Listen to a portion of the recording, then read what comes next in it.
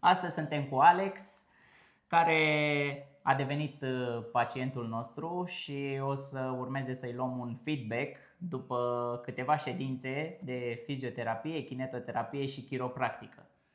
Cum te simți, Alex, după programul tău personalizat și după tratamentul pe care l-ai primit la noi în clinică? Mult mai bine față de cum am venit. Ai văzut doar cum troznea omul aici în spate, acum foarte puțin. Da? Și în general, cu Postura mult mai este- liber, și nu mai postura stau, cum înainte este? să stau numai așa, acum nu mai stau. Asta e un lucru bun. Mă bucur că ți-am fost de ajutor și să colaborăm cât mai bine, nu?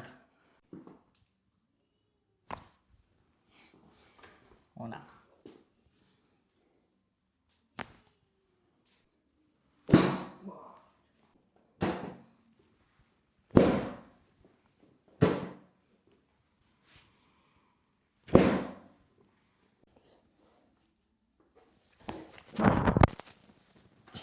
Ca lumea? Ce bine.